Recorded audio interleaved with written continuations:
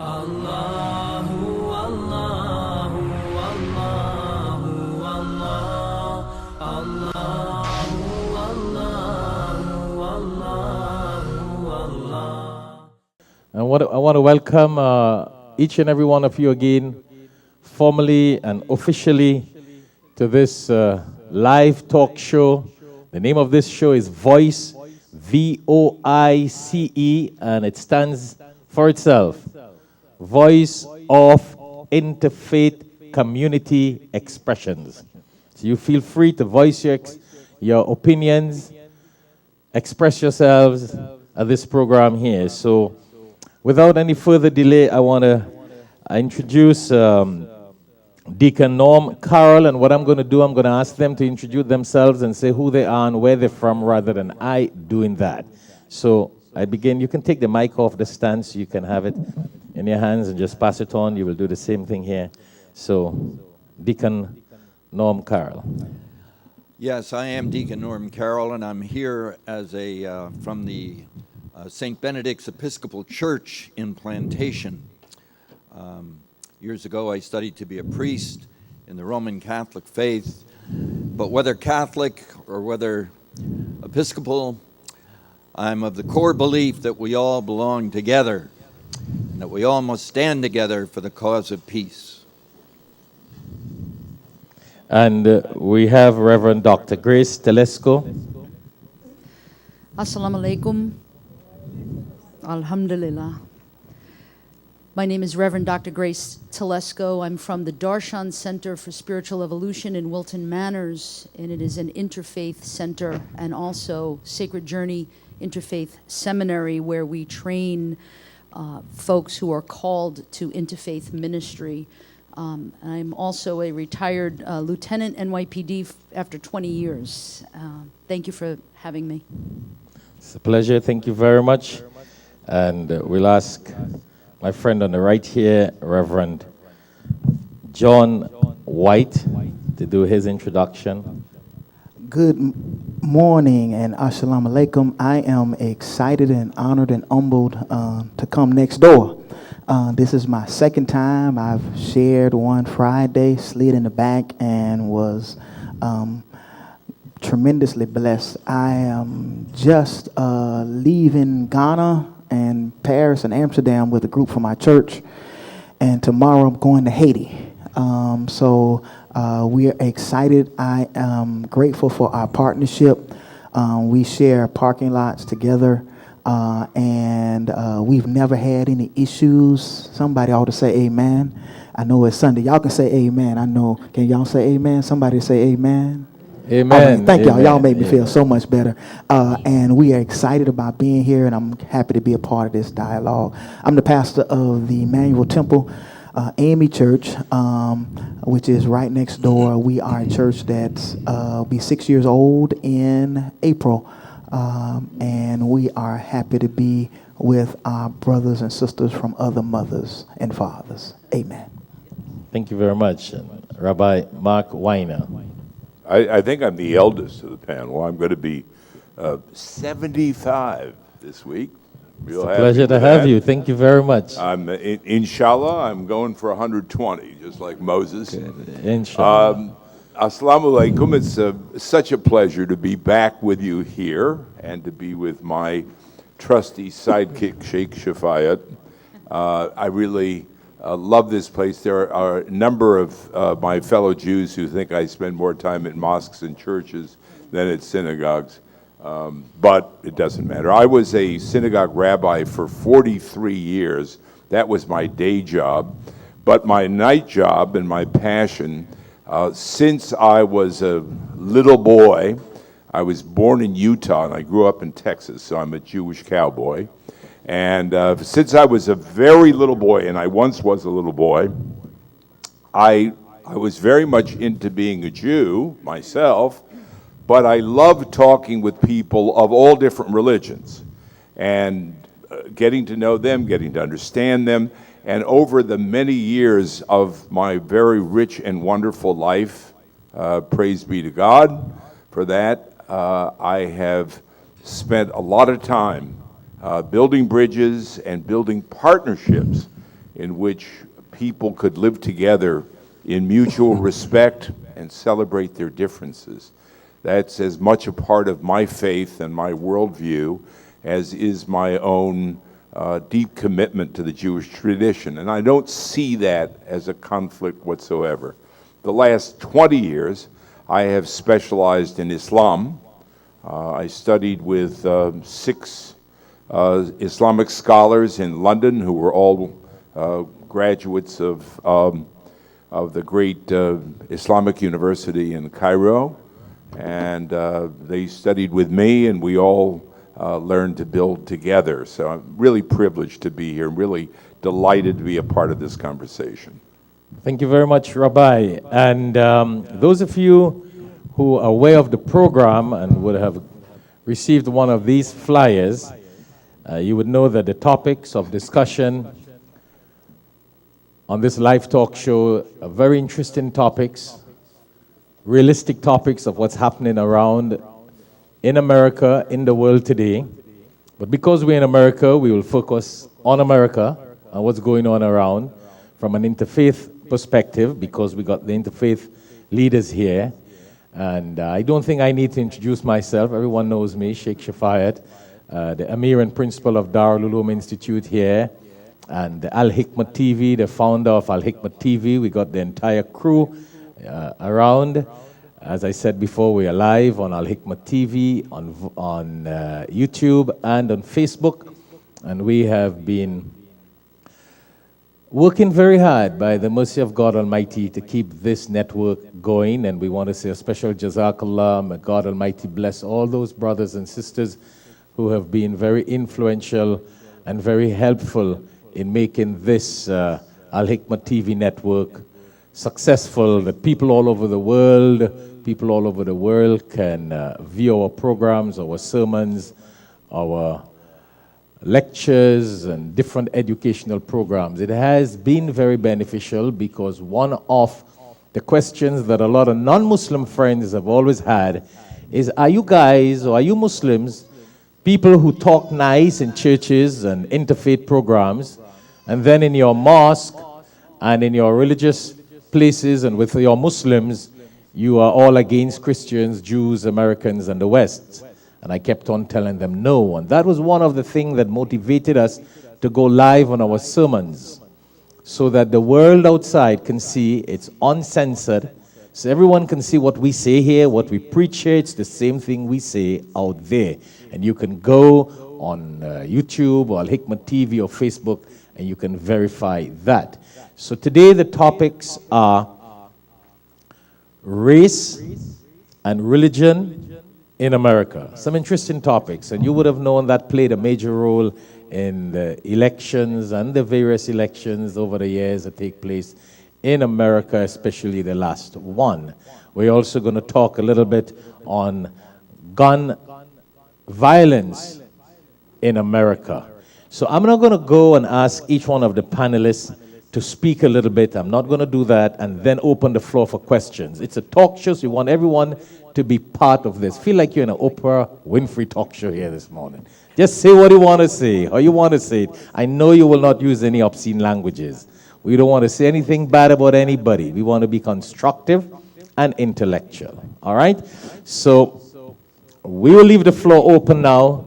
We also got some pens and we got paper here. Anyone who will not like to come up on the microphone, we have a wireless mic.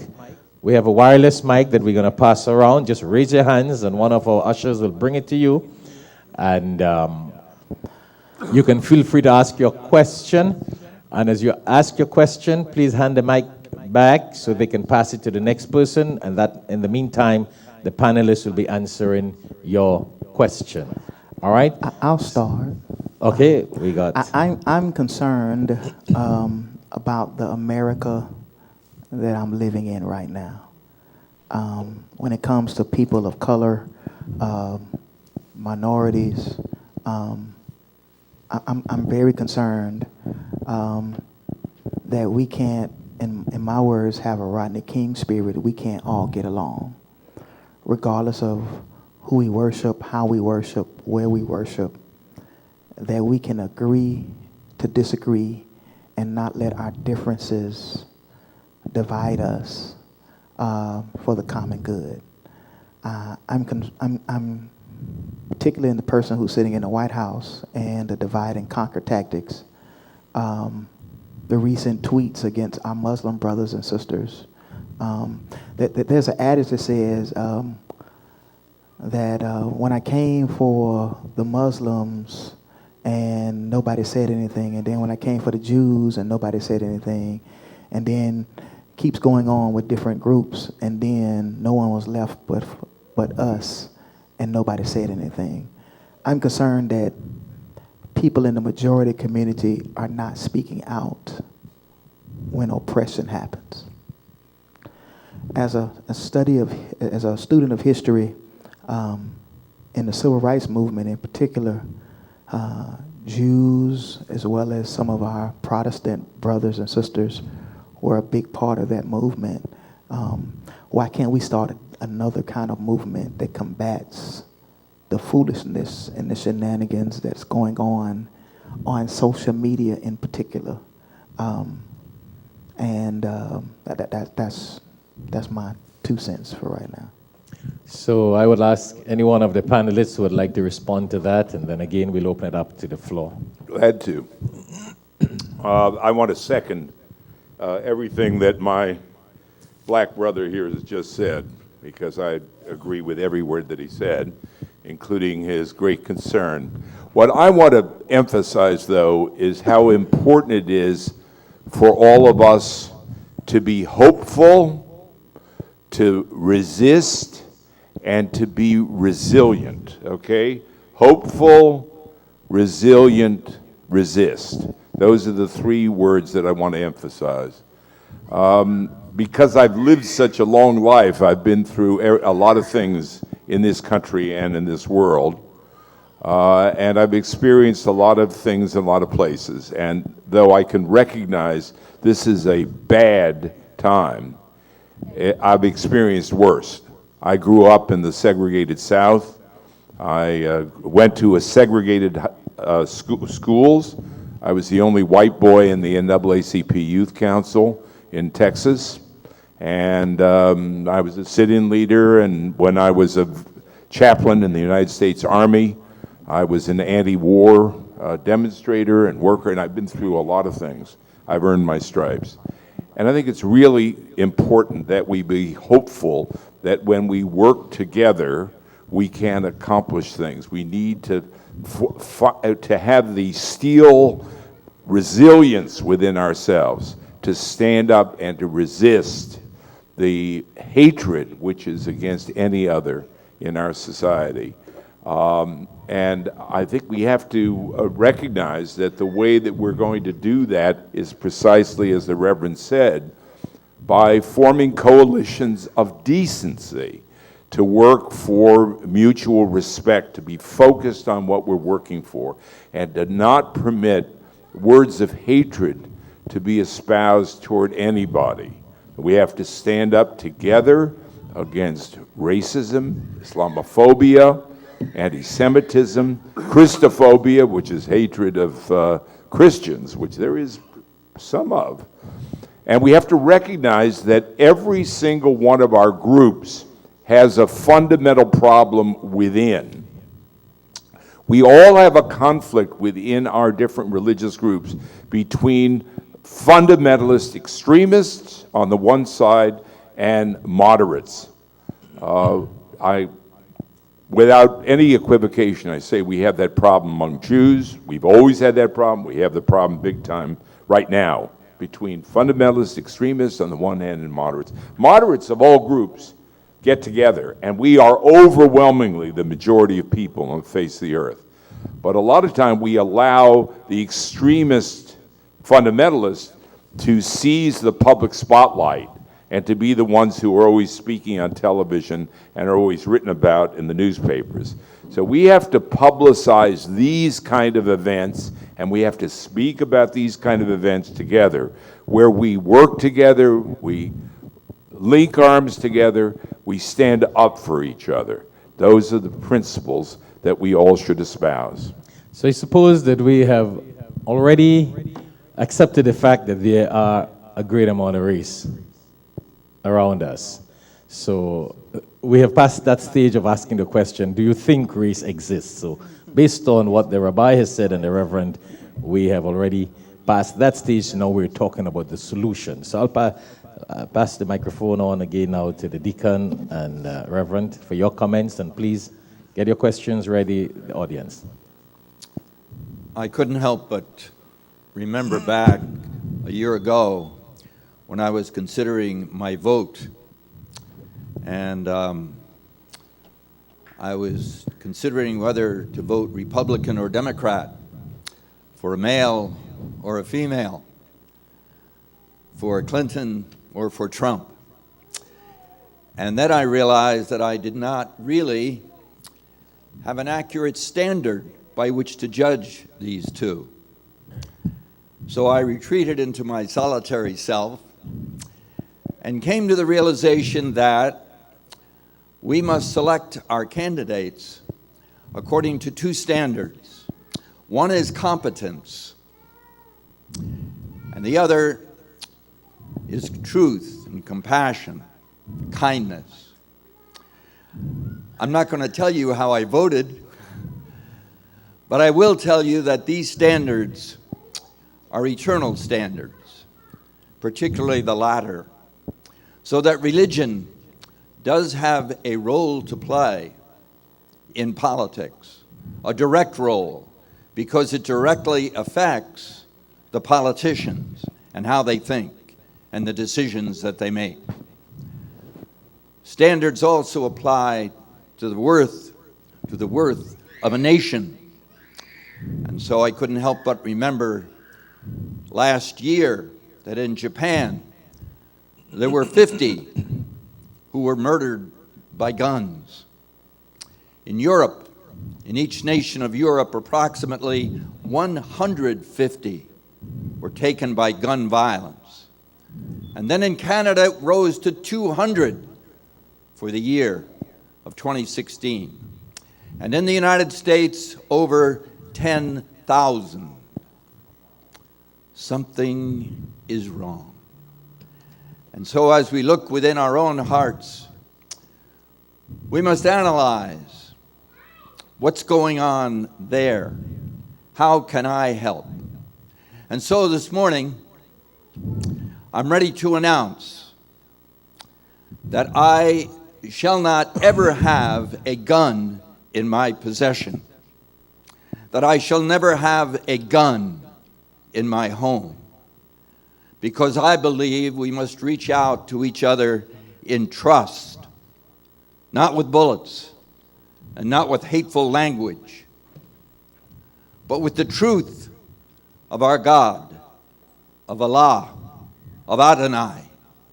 This is why we're here, and so I invite all of you to take the same pledge, not to live in fear, but to live in mutual trust. So I come from two different perspectives. I come from a spiritual perspective and also a practical perspective, having been a police officer, a sergeant, and a lieutenant in the NYPD, and having trained thousands of police recruits in my tenure 1,000 years ago, it feels like. So from the spiritual aspect, I want to say that I want to piggyback on what Rabbi said about hope, because I believe in the compassion of God and the mercifulness of God, and I believe in God's protection, al-Raqib, and God's generosity, and I believe in God's peace. And so I plug into that from a spiritual perspective and say that if I can be those things, if I can be peace, if I could be generosity, if I could act as protector by standing up for my brothers and my sisters who are being biased, discriminated against, harmed. If I can do that, I can be the change, as Gandhi said, in the world that I want to see. But then on the practical perspective and the practical reality, and I've spoken about this a couple of different times, over the course of my tenure in policing and as a criminal justice professor, and that is that we need action, and that action has to take place at the police level, at the governmental level, at the community level, and at the individual level. So when I say take action, what do I mean? I mean that we can inform our policies, we can inform our practices, our criminal justice practices, and as far as our government is concerned, this is the challenge that we have been presented with today. The government that we have, the leaders that we have. This is a challenge, but it isn't something that we need to despair around, in my opinion, and that is because of our spiritual understanding that God is the leader and that God can take care of us if we do the footwork. And I believe that if we take one step toward God, God takes 1,000 steps towards us. I know that. I believe that. And so the challenge for us is in policing, is to go to our leaders, who are our commissioners, our chiefs of police, as a community and as communities coming together and letting these police departments know how important training is, how important education of police is, how important policies and practices are, and to be able to really listen to what the communities are saying. Thank you very much. Again, politics and religion in America, race and gun violence. So the audience, you don't have to stick to one topic, and we're not going one after the other. On any one of these topics, feel free to ask your question. Yes, sir. You have the microphone. Good morning, all of you. All of you already mentioned directly or indirectly that religious influence politics more or less, and it's happened before too, nothing new. So my question is now, since you know that religious influence in politics is good, bad, whatever it is, did you guys take any initiative to separate religious from the politics, or any thought for future so it doesn't harm the religious belief based on the political affiliation? Thank you. Anyone of the panelists would like to respond? Okay, Deacon. Politics is a thing, a science. What we're interested in is the politicians. And the politicians, as well as every man and woman, make their decisions and form their policies according to their beliefs. And this is where religion comes in. Religion must impact the thinking of every one of us. And rather than complain about our politicians, perhaps we should take measures, as was mentioned by my sister Grace, measures to influence positively the togetherness of all of us and demonstrate this to our politicians. Politics and religion do go together through the politicians. Wonderful, wonderful.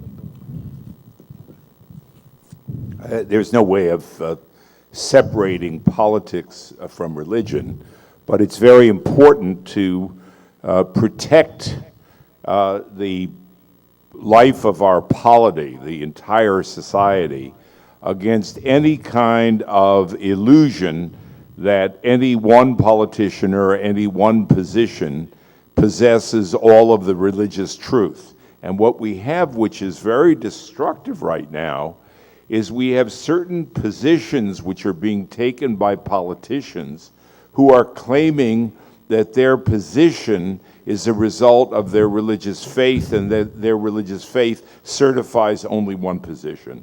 We have to find the way to build a society in which we can be respectful of all of the differences in our society, just as we have to construct that kind of a world in which we're mutually respectful of all the differences in our world. We're not going to have a world where everybody is a Muslim, or everybody is a Hindu, or everybody is a Christian.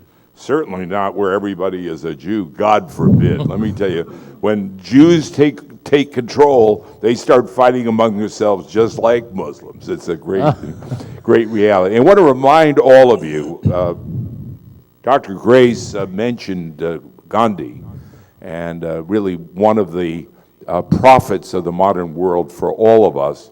I want to remind you that Gandhi was murdered, was assassinated by a Hindu extremist who was opposed to Gandhi's efforts to keep India together and to keep Muslims and Hindus together. In other words, Gandhi, a Hindu, was assassinated because he was reaching out to Muslims and trying to keep Muslims and Hindus together. I want to remind you, and I say this, I'm not only an American citizen, I'm also a British citizen, though certainly not born there, that before the British, Muslims, out of respect for Hindus, did not eat beef in India because they were living together in the society. And even though, according to halal, as all of you Muslims know, there's nothing wrong with eating beef as long as it's slaughtered and prepared properly.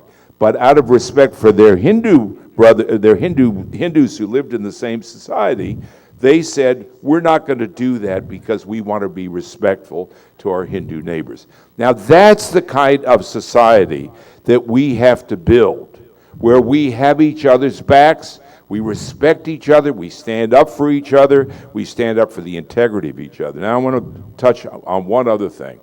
I hope to hell that there are a couple of people here who are properly armed, okay, who are legal in carrying weapons, who've been designated as guards to the mosque. Because there are, and I hope to hell that the police are aware that we're having this meeting and that there's some kind of protection that we have. Because there are hateful people out there who, just like that Hindu extremist who assassinated Gandhi, there are people who would want to disrupt and demonstrate against this. There might even be a few Muslims who are upset that we're having this kind of meeting, that we're talking together. And I guarantee you that there are Jews and there are Christians who think the fact that we talk together and that Shafayat and I are friends, that's something outrageous. We need to find appropriate ways to deal with guns.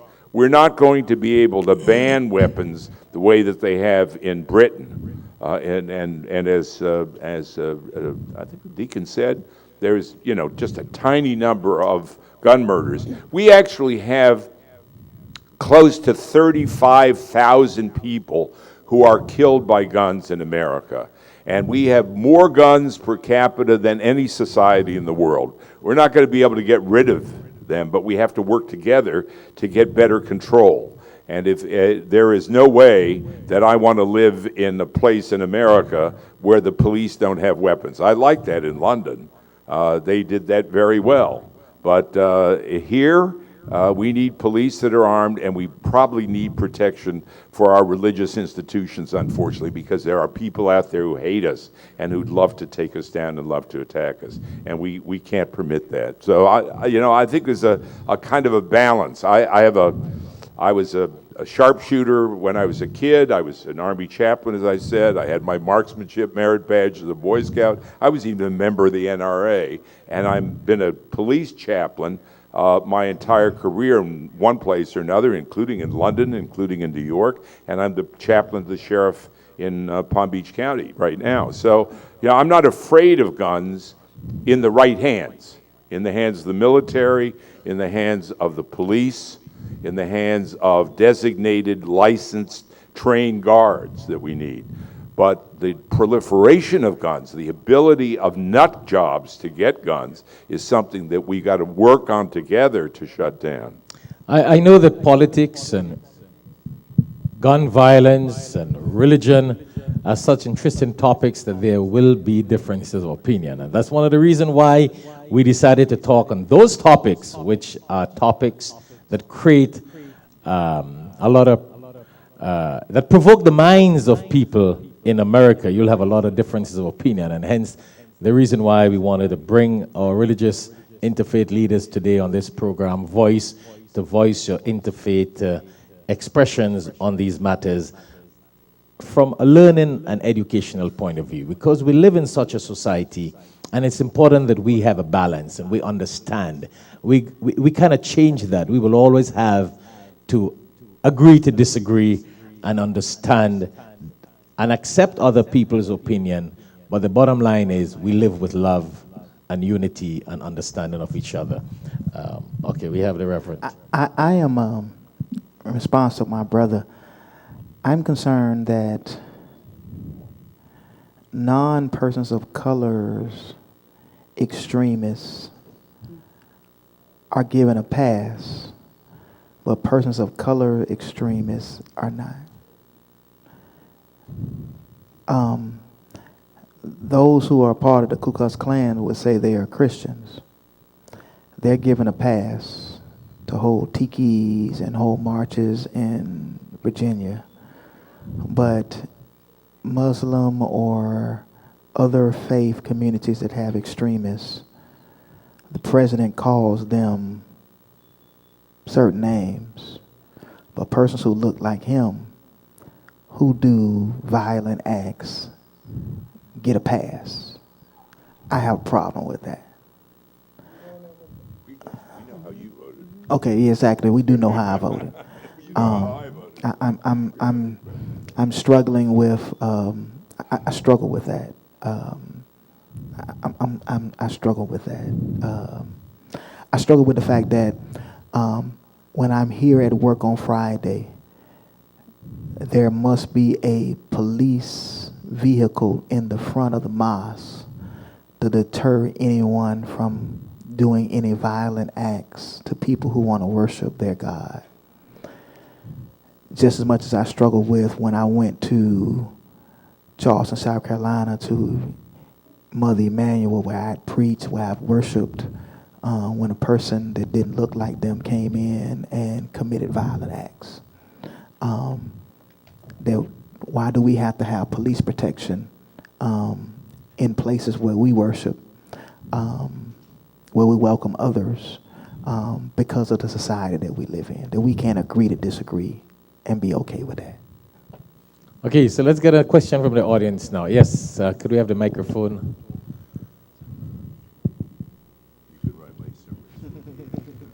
Thank you so much for having me. Thank you guys for coming here and having this moment for everyone. So to your point, there's a lot of hate going on. And so my question specifically is, how can we outsell people like Donald Trump that there's a lot more common ground than what they're suggesting? Because I think at the end of the day, he's just selling people effectively on whatever, negative belief, or that there's a lot more negativity or lack of common ground than exists. So what can we do as a community and as individuals, and I don't know if you guys have anything planned, to outsell them on the truth, I'd say? Can I have Reverend Grace? Okay, go Want to ahead, make a Reverend. comment on that? Yes. We all going to jump in on that one. Yeah. Yes, So yes. Everybody seems to love Trump, right? You just, as you hear the name Trump, you just jump on Trump. That's good. It rhymes together anyhow. Go ahead. as individuals, as community, and especially as clergy leaders, it's very, very important that we make sure our voices are heard. And that, especially as clergy, we do have the ability through Alhikmat TV, through Facebook, through our social media, through our newsletters, through our websites, to stand up and say, this is not okay, and we take a stand against it. It's one thing to be a philosopher, an armchair philosopher, and sit and say, I don't like what's going on, and it's another to take the stand. And taking the stand in being a panelist, in coming to a session like this, to be here to support what Sheikh is doing here, this all is so important. And what I wanted to say is that I would urge anyone who has a website or has any kind of social media at their fingertips to post on their wall or on their website an actual proclamation that says that this is not okay. We have this on Darshan Center's website. It says, not here, not now, not us.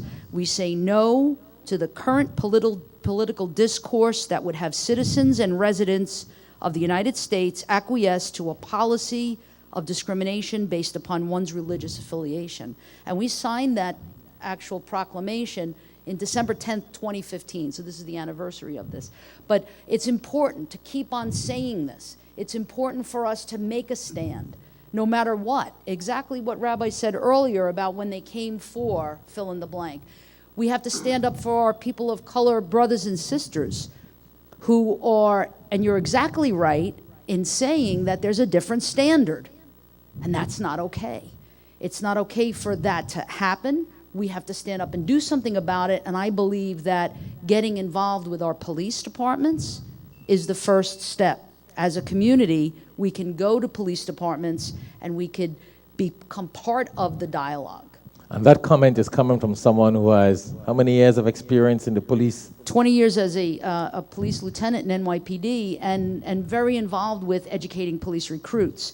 You know, we have something called the Citizens Police Academy. We have something called a clergy collective. I don't know what it is down here at BSO or Miami or what the police department structure is like or how willing and accepting they are to hear what we have to say, but we can make a difference. And we have a wonderful avenue through the mosque, a wonderful avenue because you already have this community collective, and then you can just kind of get your in through the sheikh, through the panelists. I'm certainly here to help in any way possible. And that's 20 years of NYPD lieutenant experience. Wonderful. Thank you very much, Reverend. And Reverend White had his hand up here.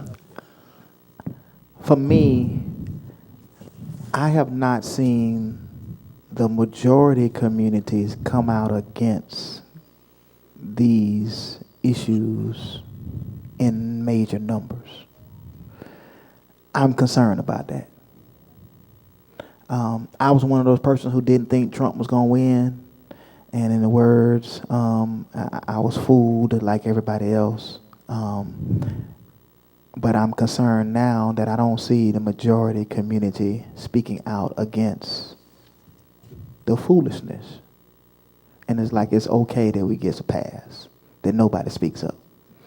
That's what I would want to see from the majority community, whether it's whoever they are, whether they're Republican, Democrat, red state, blue state, independent, whatever side they would fall on. That's what I would want to see. It would make me feel more comfortable. If there happens to be an issue with our Muslim brothers and sisters who are next to us, or if something happens for us and we move to another location, I pray that our relationships developed, that we can always work together. In the words of one preacher, my theology does not need to dictate my sociology. How I view God does not need to dictate my compassion for other human beings, regardless of what God they serve. And for me, my theology is not so warped that it can't be driven by sociology. The way I view God taught. That's.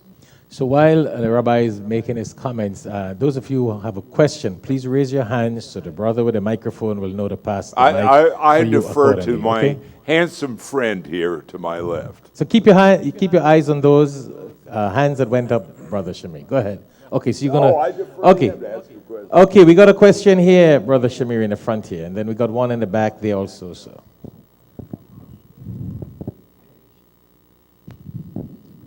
Assalamu alaikum, good morning and shalom. When I first came to this country, I immigrated from England. The immigration officer asked me, why are you coming to this country to live? I said, I'm here to take back the colonies.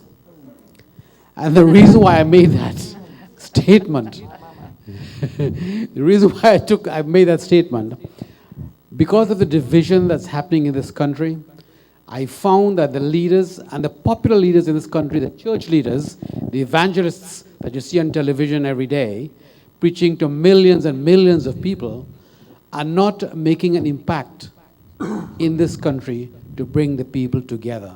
And I wonder why. And that is my view on that. But my question is to Reverend White. Reverend, one of the major problems I see is racism in this country. I was born in Trinidad and Tobago, where we don't have that problem because we live together as a people. In England, I have not seen it. I don't know for now, but I have not seen that either. But what I have noticed among the people of African origin living in these countries.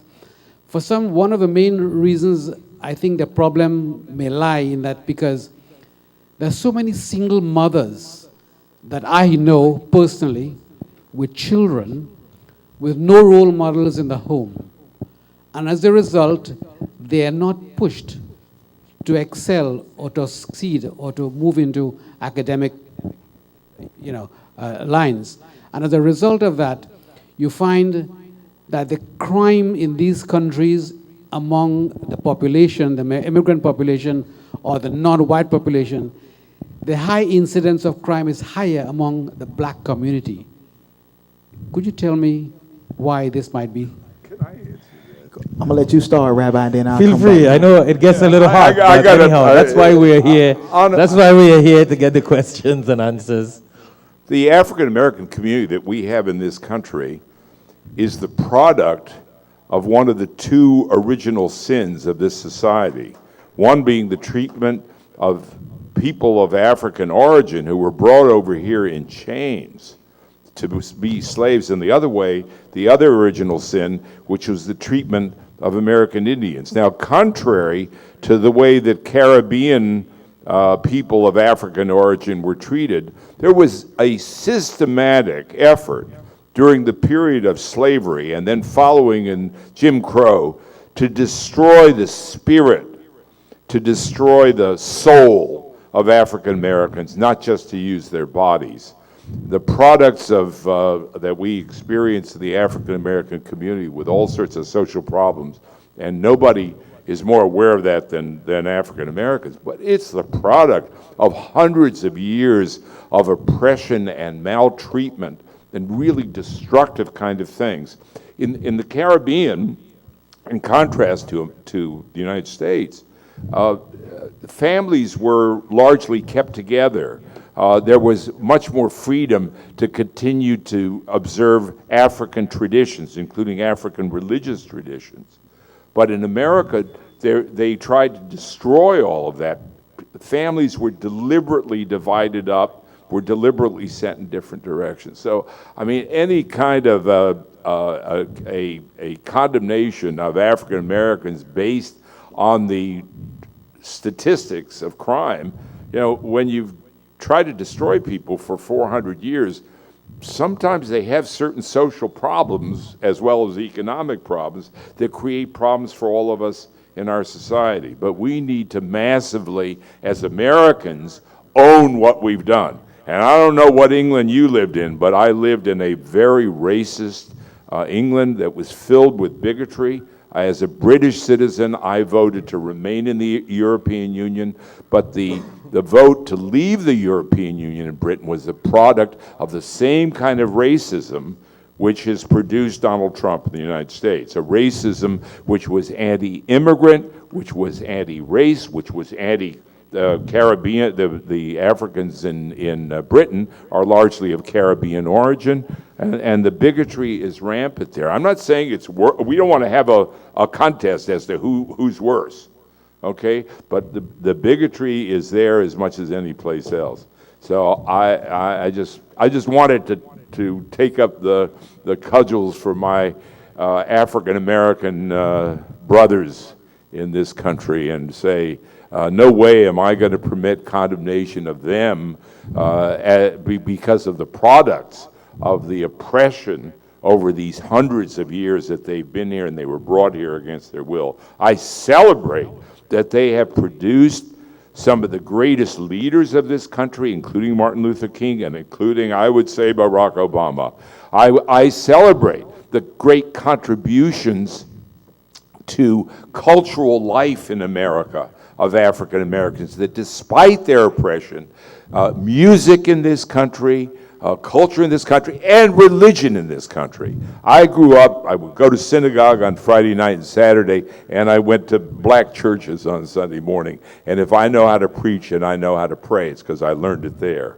So, their contribution, despite their oppression, has been something incredible which we should celebrate. Yeah, we got to work together on the problems, but we got to own that we did it. We did it. I want to tell you a quick story. My family has only been in this country for a little bit over 100 years. And when I was in England, I was the rabbi who was at the celebration of the 50th anniversary of the Queen's coronation in 52. And she became Queen in 52.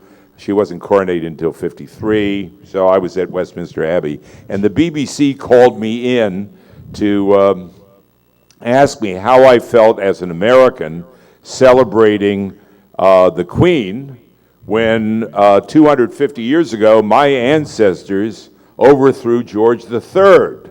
And I looked at them with his dumb look and I said, "Sir, at the time of George III, my ancestors were getting chased around the steppes of Russia by the Cossacks. Long live the Queen." I mean, people don't realize we have history, but when we're all Americans, we are Americans as if we have been here for hundreds of years together. You've been here for 5 years, 10 years, 15 years, whatever it is. You own this country now, and we got to own the responsibility for the original sin of the way that we treated African Americans, the way we did it not only in slavery, but in Jim Crow, and the way through all sorts of ways we've continued to treat them and to make sure they stay as second and third class citizens. We got to own that and work to overcome that. So we have a question, but I'll let the Reverend respond before we get the next question. So please pass the microphone on to the next question, please. Friday of last week, I was in Ghana. Led a pilgrimage of some members and some friends from our church to visit 2 of the slave castles. My second time visiting the Cape Coast slave castle. Walking through the door of no return. Last place slaves in Ghana were before they came to the Caribbean, South America, or even North America. I juxtapose that with being a 5th generation Floridian whose great-grandmother and great-grandfather were slaves.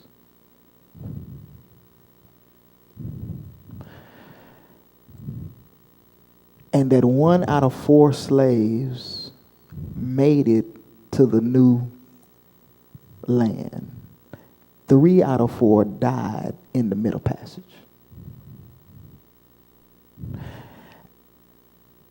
And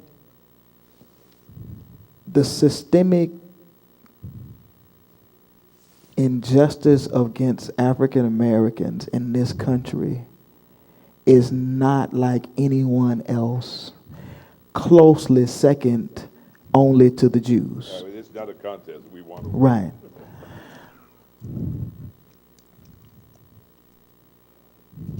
And so your quoting of statistics to me is out of context and not looking at the big picture. That families were ripped apart and culture was stolen. Some in the name of Jesus. And were made to be Christians and were made it laws passed against them to teach them how to read and write, and the only thing they taught them in the Bible was slaves, obey your masters. Not that there's neither Jew, nor Greek, no slave, no free. So understanding that history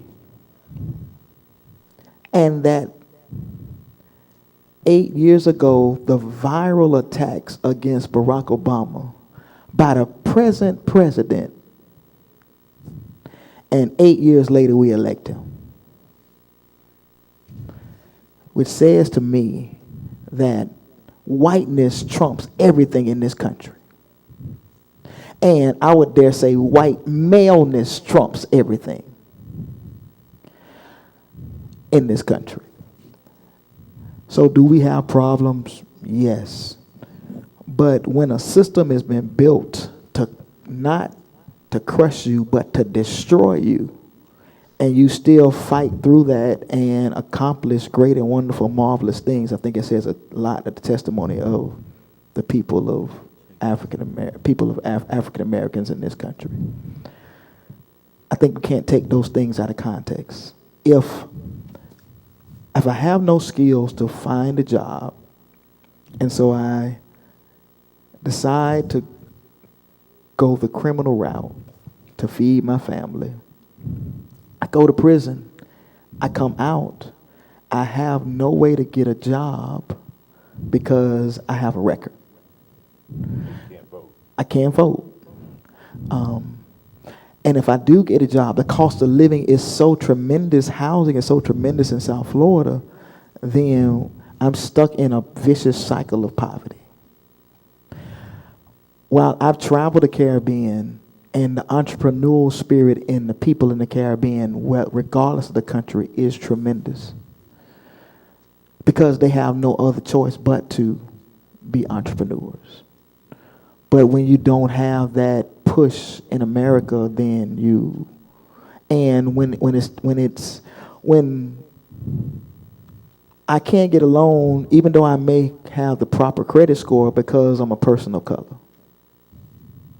Or if I'm not controlling the person who's hiring the people because I don't look like them. Y'all understand? Okay. So based on what we have heard, this question of race in America and with African Americans, etc., I don't know if some of you have following the steps and what has been happening, but you will notice that the Muslims are going up that same ladder.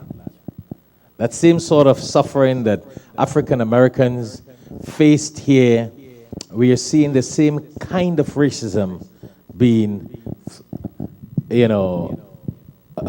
attached to Muslims in America around, different places, maybe Miami and New York, I don't know, because of the multicultural setting, but in a lot of other states, it's very, very bad. Sheikh, the racism is very similar when applied to brown people who may have come from India or Pakistan or Bangladesh or wherever. But the response, I've got to say, but you got to realize the difference, because most Muslims in this country came here as relatively recent immigrants. And they came with good educations, with a great sense of hope, with strong families and a strong sense of religion. And the reality is that Muslims in America are a phenomenally successful group that I, as your American neighbor, celebrate. I love what Muslims have done and what Muslims have been. And when you have great leaders like Sheikh and you have great Muslim institutions like this one, in just a relatively few years.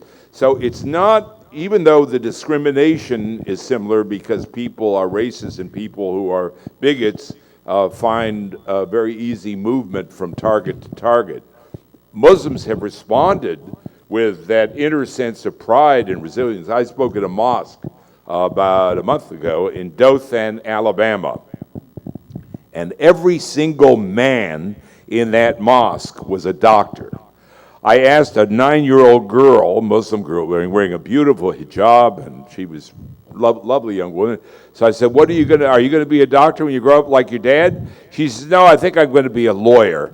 But no, maybe I'll be a doctor and a lawyer. So there's a sense of hope, there's a sense of drive, there's a sense of family, there's a sense of religion, which gives a sense of hope. Now, my thing is we got to be together. Good things that happen never happen because the majority comes around to them. And if we sit around waiting for the majority of white Americans or the majority of white men to come around to doing the right thing, it ain't never going to happen. If we're going to get change, we're going to do it because the minority that stands together and that links arms together across racial and religious divides unifies, and we appeal to the great spirit, which is also America, which is capable of motivating this country to change. So on that point, that's exactly what I wanted to say now. If Muslims came with all this sort of ability, you can imagine what the African Americans went through over their years. So I know we're going to pass the microphone over to the deacon and the reverend on this side, But let me take a few questions because of time. Let's take a few questions up in the air, and then they can answer those questions together. So we save some time. We get some of your response from the audience. We had one question there. We're going to take about 3 or 4 questions, and I want the panelists to put them together in your mind as you respond, so we don't. We can save time, actually. Yes, we have a visitor from the United Kingdom here. Oh, it seems as though the British taking the microphone here. Hello, assalamu alaikum, shalom. My question is to... Maybe you want to stand so they can see you. I'm actually from the UK. I'm from Manchester. And I heard your comment saying, oh, the Brexit thing. And I said to myself, I was sat in Australia 2 years ago in Sydney, and I said to myself, if the UK, they go through with this Brexit, I'm one of them that would definitely leave. Because the racism in the UK is just too much. It's up and coming, and it's getting too much for the people, the colored people. My question is, this has been irritating me for a long time. And Donald Trump, he made Jerusalem the capital for the Jewish people. I respect all faiths, and I've actually traveled to Jerusalem, and I saw that there was a lot of peace inside that one city. Jewish people, Christian people, Muslim people, they all got up. And I feel that Inshallah, we hope for peace. And what I want to ask is there any chance, is there anything that as Jewish people, as Christian people, and as Muslim people, would or can Jerusalem become the capital for all 3 faiths? And my question is to my dear Rabbi. All right, so we're going to take a few questions again, Rabbi, before we make you respond to that, because we got to get the deacon and the reverend here. Any other question we have on the floor right now? Have lunch. Yes. That's a hot question, Rabbi, so you can't leave. You got to answer that. We're going to put you up to deal with Trump. Yes, the question. Assalamu alaikum. Alaikum assalam. I tell you this, 20 years ago, when I was admitted in America, I came to the border, and the policeman came out, received the package that I was given from Canada, thick packet like that. So he took it inside, and about 20 minutes he came out back, and he gave it to me the same way I gave him. I didn't know if he opened it or not. But what he told me, he said, my boy, welcome to the land of milk and honey. I say, yes. And for truth, up to today, I got that milk and honey. But I work hard. Now, I met up with my teacher, that's my teacher. In all religion, there's only 2 things, good and bad. You choose it. He taught me. Thanks to you, Shafai. Give me some nice thought when I join with you. This that's going on here, remember you did it before when we used to visit those rabbi places and we used to have coffee. And we did that before. You were the first one to start this interview.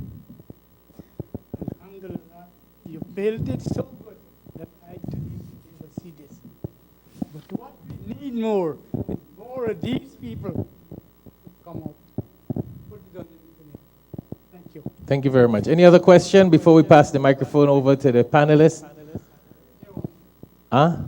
Okay. Partly question, Chairman, but let me start by saying I admire the steps taken by you to invite these people and this audience to what is happening here today. I see it as a start of a movement that if we take it seriously, we must each and every one of us act in a way to present to the leadership of this country, our loss of faith in the leadership of this country, and the stupidness that is going on by a president. Brother Chairman, we must act as individuals first of all, and then collectively, because none of us in this audience seems to be in agreement with what is going on. For me, I don't think Trump won the election, and I don't believe he won it. That is for me. But since he is there, I cannot come to terms with a leader behaving in the way that he's leading. And therefore, to start with, I, on behalf of this audience, if it suits you, call on the leadership of this country, that is the president, to withdraw his remarks against the Muslim community in this world and to apologize, because we all stand together. And let me say, Interfaith, I love it because I was born in Trinidad. And my neighbor on the right is a Christian, and my neighbor on the left is a Hindu, and that kind of thing. So people must respect, each and every one of us must respect each other. But when it comes to the quality of leadership, which is a shame, which people throughout the world is laughing at us in this country because of our leader, we must have the courage to stand up, act individually, first of all, through whatever mechanism we can, and then collectively let the world know that he is there. But let me point out this.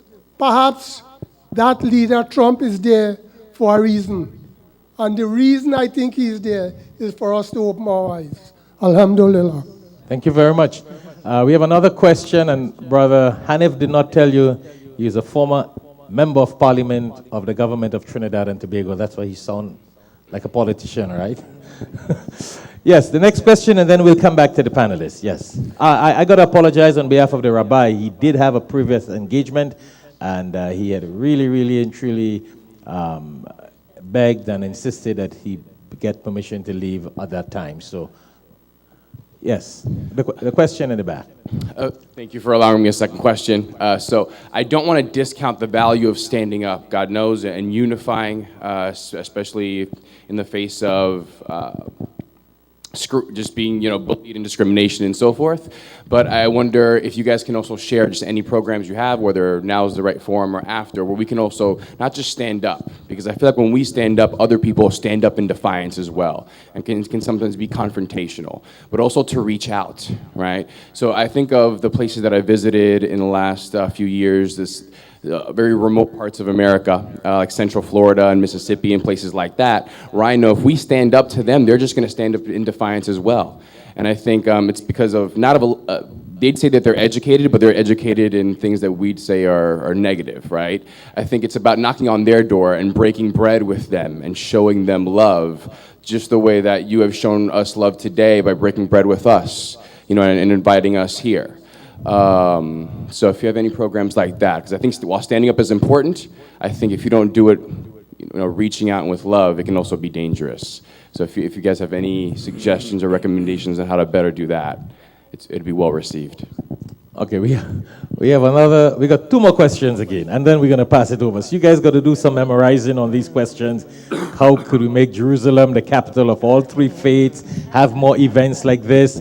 And what I will think is that maybe the ushers, if you can make sure everyone sign their name and a number or an email address, that we can keep everyone updated and informed on activities like these, interfaith activities and community services that we keep on doing. Yes, brother. Hi everyone. So just to play a bit of devil's advocate, there's like 380 million Americans, and there's like 6 million Muslims. And a lot of Americans have never even met a Muslim in their lives. They don't even know what they look like and who they are, what they do with their lives, etc. So one of the methods of trying to bring a solution to that was going just back to old school, which is religious education on an elementary level, on a middle school level, on a high school level, even a college level. Now, I don't know, perhaps that's a bit of a mountain that we have to climb because a lot of people just don't want to learn or study. religious education at that level, but how can we go about bringing that back into academia, into the curriculum, where we're not already proselytizing to children or to teenagers or whatever, but we are trying to open up their eyes to different cultures and religions, and just to study that. So hopefully, there's a saying, get them when they're young, so hopefully, maybe it's somewhat too late for the older generation, but how can we bring back religious education into the curriculum? Okay, beautiful. So we have the panelists now that will respond, Deacon, and of course, Reverend White, everyone. You have one more question? Okay, let's get the question. Yeah, could you pass the microphone for her, please? No, take the microphone, because we need to get it recorded so that our viewers worldwide can hear. My question would be to all of you. Do you guys feel in this day and age with media and the government that we have, are we going to be able to eradicate the problem that we're discussing here today? Media plays a very important part in everything that's going on. With a government that we have and with the media, what we're doing here, how successful is this going to be in the future and right now? And do you guys believe and have the faith within that we will be able to eradicate all of these problems that we're talking about? Thank you. Okay, so now, Deacon. There was a reference made to the city of Jerusalem, and I might remind you that it was about 25 years ago that the Vatican proposed that Jerusalem be an international city. That was never acted upon, and so today we see that it's still the subject of violence and discord. I think it's very, very important that we keep all this in proper perspective. We're talking about a man named Trump, a country named the United States, and various particular experiences that we've all had. This has been going on a long time, folks, a long time. It even goes back before the foundation of Islam in the 7th century. It goes back to the very dawn of humanity itself. And so what I'm proposing is that we move in a personal way, that each one of us take from this today a determination in our own heart that everyone we touch, we will try to bring to that person a sense of fairness and justice and equality. But more than that, there must also be, as was mentioned by the gentleman in the front row, there must also be a communal effort.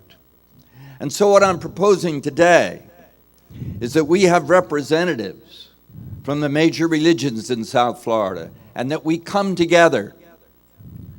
The only way that our government today will be affected is by numbers and by prestige. That's what we need. So, for example, from this small group of, say, 100 or whatever we are, if we could begin to move in a communal sense, to move into the spotlight with a new organization dedicated to justice and to peace, then we've really accomplished something here this morning, in addition to the determination in our own hearts to be better people and to live and look on each other as totally equal people. We have no right to sit back, for to do nothing is to allow injustice to reign. So this I would propose, Sheikh. Thank you very much, and that gives me the idea that we should do more of this sort of program, because, listen, every little bit counts. This goes on YouTube, it remains on YouTube, on Facebook, on the Alhikmat TV networks. People can Google it at any times. You never can tell where this message can reach and to whom it would reach. So more of these sort of topics and discussions, we have already, and I want to thank the deacon for that wonderful idea, and I'm sure we'll get the reverend's support and the rabbi, and we have a whole, we had other interfaith leaders who were asking us to come by and be part of the panelists this morning, but because of time, we just couldn't have too many. But what we're going to do, we're going to try to have live recording programs, because a lot of good programs like this go wasted. It's not recorded, it's not aired, people don't have references towards it. So we want to do that on the Alhikmat TV, and we're going to probably have a program like this maybe every month or at least every 3 months here or at the Alhikmat studio and Dawa Center next door, where we have a different setup. And this sort of program with your involvement and different questions and answers can reach really worldwide. Yes, Dr. Grace. So, these concepts that we're talking about, these issues, these problems are so complex that in 70 minutes isn't going to be solved. I have a proposal, and that is all action words, all verbs that we as individuals, as clergy, and as community can do. Number one, validate. We can validate that we have a system in our country that is racist. Validating that. We have Islamophobia that is happening. Validate that that's happening. Ethnocentrism that's happening. We're like an equal opportunity discrimination, bias country right now. No one really is immune to the harm and the injury that's happening in our systems in this country. So validate that that's happening. And we've heard a lot of validation here today. Communicating. We're doing that.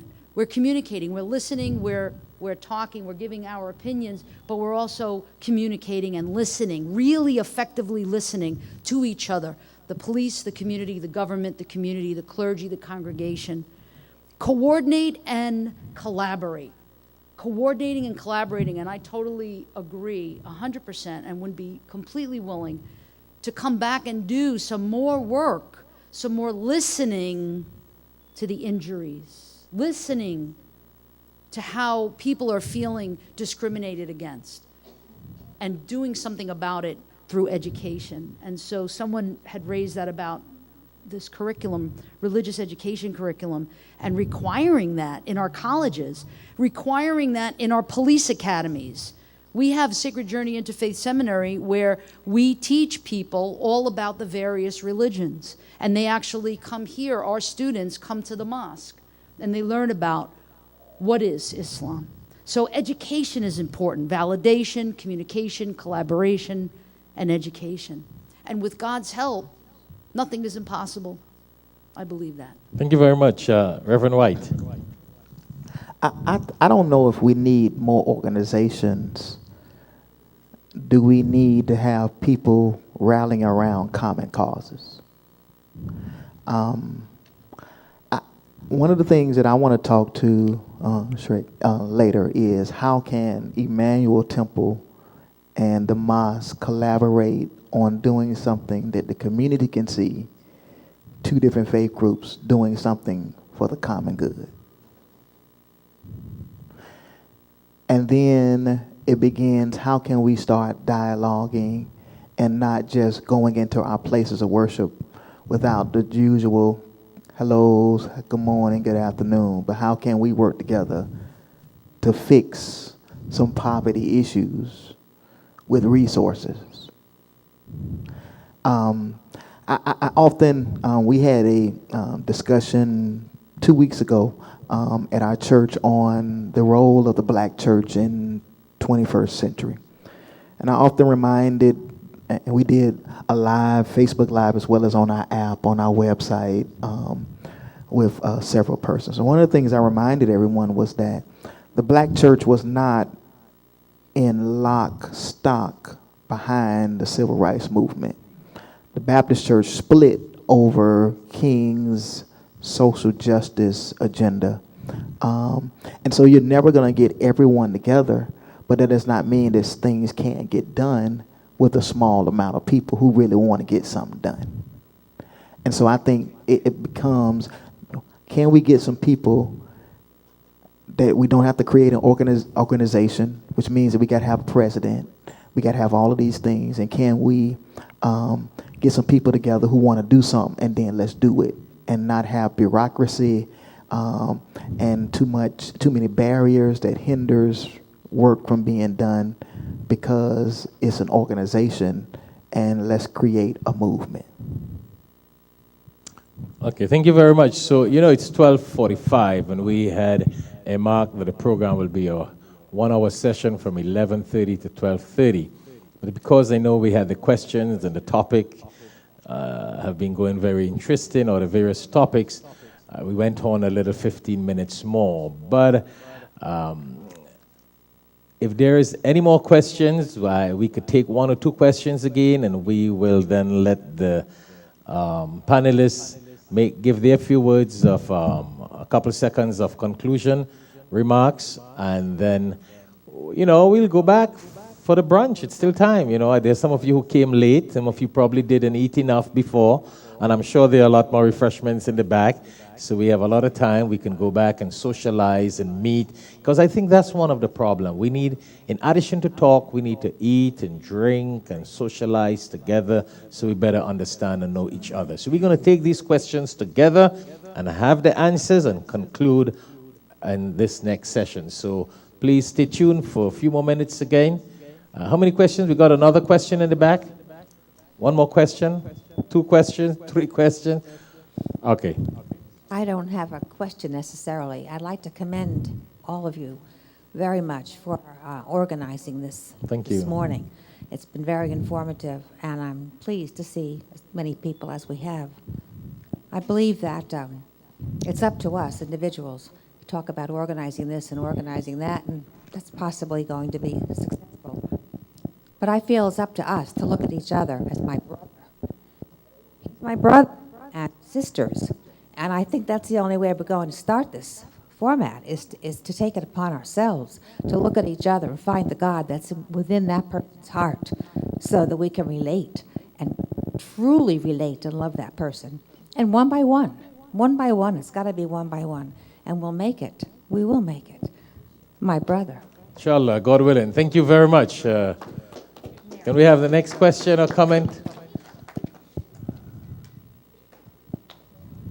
And you all have been a wonderful audience. That's nice. Thank you very much. Yes, we have one of the youths in town. Could you stand so the panelists can see you? All right, so, Assalamu alaikum and hello.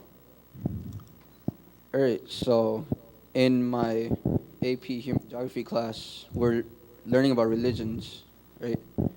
And during the class, we were talking about Christianity, Roman Catholics, and Baptist, and is there more? I think there isn't.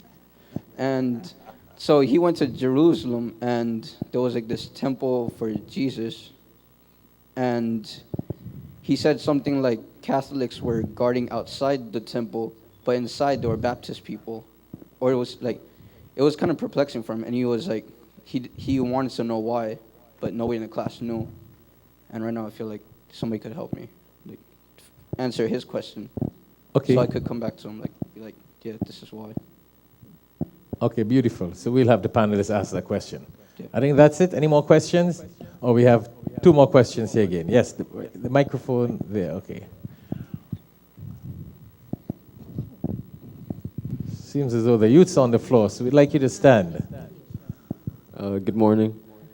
My question to you all is, what is your definition of an ideal society? We all have our different definitions. We all think what a perfect world would be, and of course, none of those would be the same. But I do believe there's some sort of middle ground where everybody, if at least not 1 or 2 ideas, we can all agree that at least this or that should be in our ideal world. So like, if you could sum it up in like 1 or 2 words or a couple words of what you think our ideal world would be and how we can reach that, what would that be? Good. Thank you. Thank you very much. We have a question here.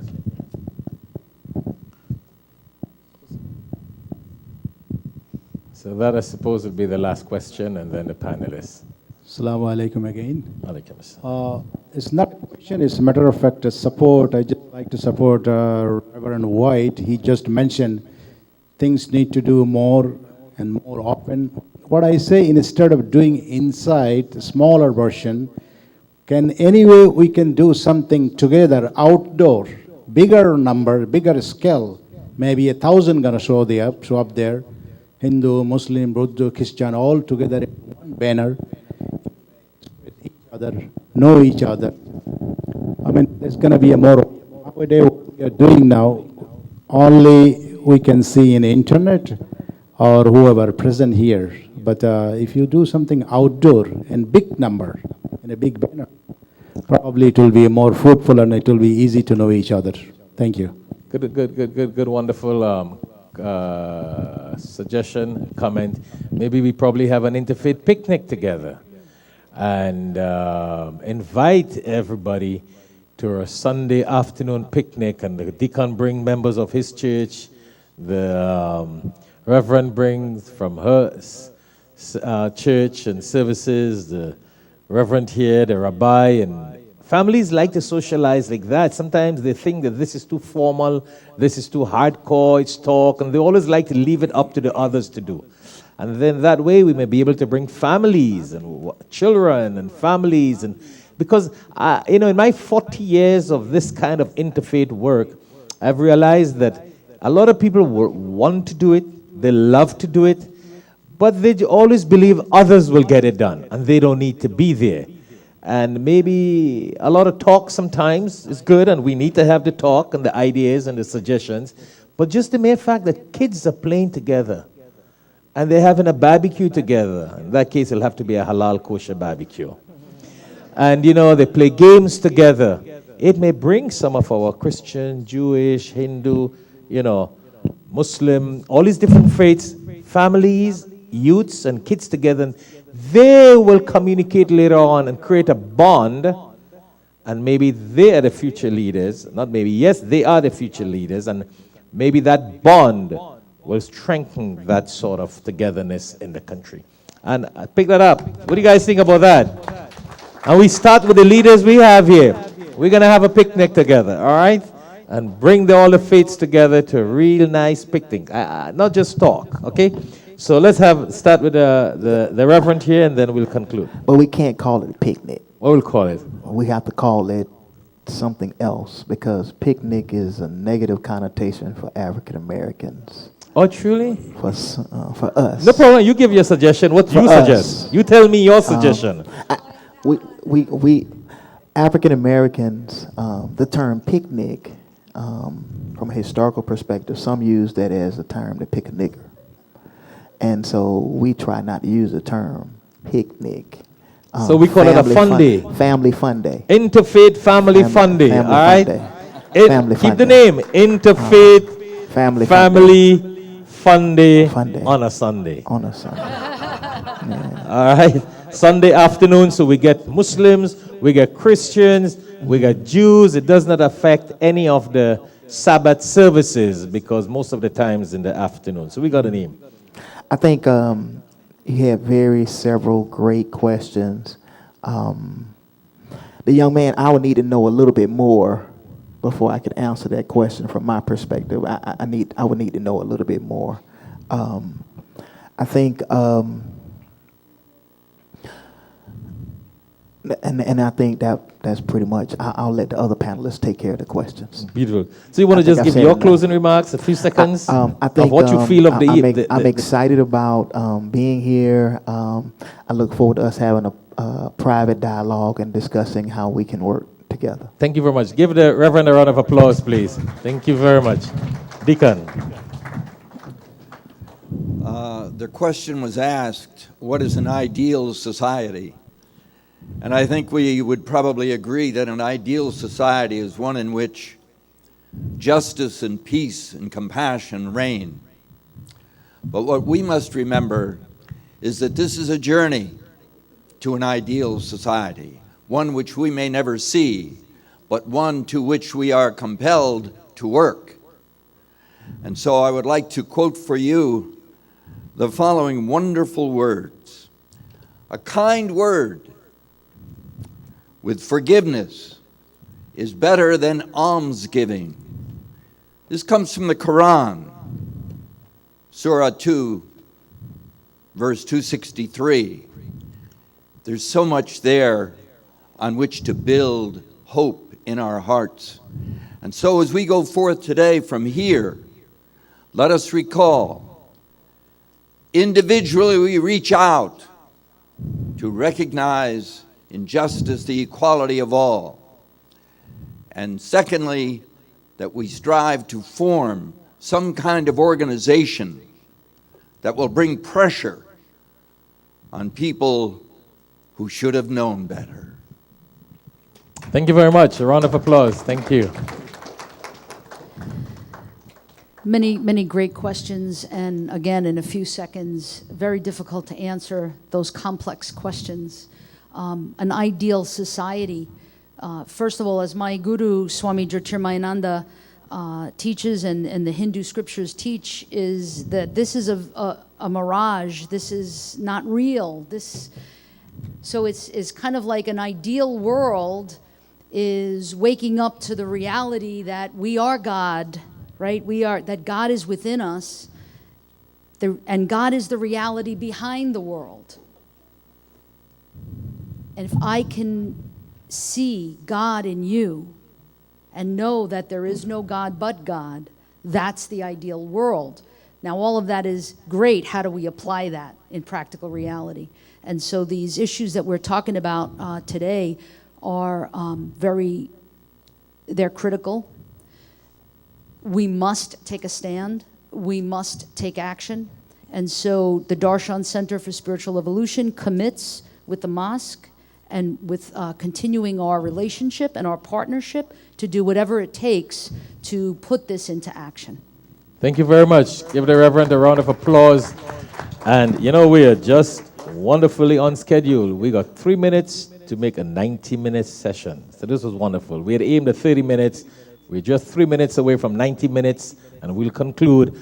But I want to say a special thanks to Reverend Grace, Dr. Grace, Deacon, my good friend here, Deacon Norm, Carol, and Reverend White, and our Rabbi Mark Weiner for being our panelists today on this program, Voice of Interfaith Community Expression. I must say it has been a blessing to be here with you. I really enjoyed your presence, being the audience, being our guest on the show at Darul Uloom in collaboration with Alhikmat TV. Thank you very much. It's a pleasure. And one nice thing came out. A lot of these questions and a lot of this sort of interaction, we are going to have what is called an interfaith family fun day. We're going to let you know about it. I'll consult the religious leaders. We'll put a nice day that is most convenient for everybody. I know Sunday afternoon is already the day. We'll choose what date. We'll send a message out to you and to other reverends and pastors and rabbis. And we're going to set up a stage. We're not going to just have a family fun day, eat and play. But we'll have a time where we'll get different religious leaders and members of the community. Everyone can get up and talk and give their comments and what it is like to be here. And in that way, we bring congregations together. We bring the communities together, and we make it a bigger and brighter event. And listen, action speaks louder than voice, and that will prevail. And I think that will work fantastic. I want to take this opportunity, of course, to thank each and every one of you. But do remember, we got a prayer in about 30 to 45 minutes. But there are a lot of refreshments in the back, and that's why we set it up at that time. So those of you who came late, or those of you who did eat and would like to eat again and have some refreshments and some snacks in the back, they got a lot. It's going to be sufficient enough for a lunch. You can again go and socialize and meet. We got a half an hour to do that and relax and feel like one family. And we can start the family fun day on this Sunday, today, right here. Have something and we talk about it. Come up with your ideas. Send us emails. You got to take our cards. You got our emails, our phone numbers. Send us suggestions for this day and for the other events like this. So this is not the beginning and the end. We will continue from here and bring other communities together. Thank you very much. You had a comment? Salam. Thank you very much. And a round of applause to yourself, to everybody. It's been a pleasure to have you here. Jazakallah.